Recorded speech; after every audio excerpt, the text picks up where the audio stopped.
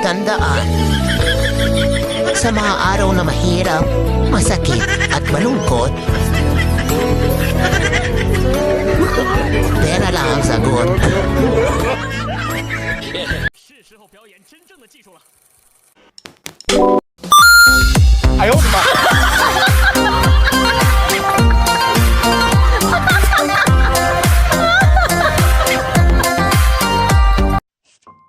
Nang ikaw ay aking pinautang, nangako ka na iyong babayaran.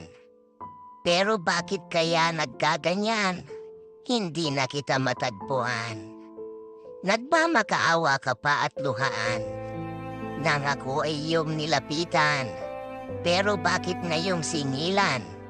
Ikaw pa ang galit at matapang. Sinabi mo pa na agad mong babayaran. Kapag dumating ang katapusan, malapit na ang katapusan ng mundo, pero deadma ka pa rin sa inutang mo. Ako pa din ay umaasa.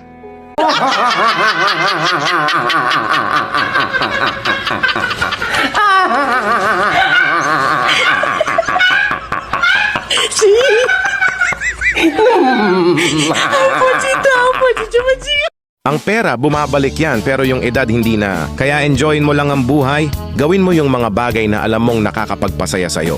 Life is too short kung hindi mo i-enjoyin to. Ako ang tinapay na nagbibigay buhay. Ang lumalapit sa akin ay hindi na magugutom. At ang nananalig sa akin ay hindi na mauuhaw kailanman. Ngunit sinabi ko na sa inyo, nakita na ninyo ko, ngunit hindi pa rin kayo nanalig sa akin. Lalapit sa akin ang lahat ng ibinibigay sa akin ng Ama, at hindi ko itataboy kailanman ang sinumang lumalapit sa akin. Ako'y bumaba mula sa langit, hindi upang gawin ang sarili kong kalooban, kundi ang kalooban niya na nagsugo sa akin.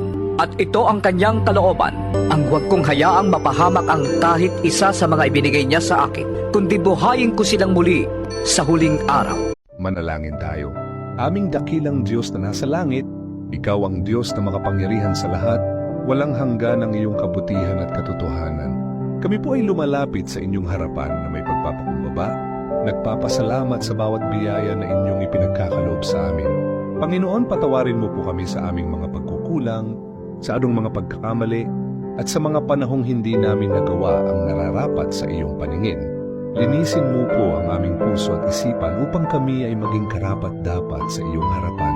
Inihiling po namin ang inyong patnubay sa aming pang-araw-araw na buhay. Naway bigyan mo po kami ng karunungan upang aming maunawaan ang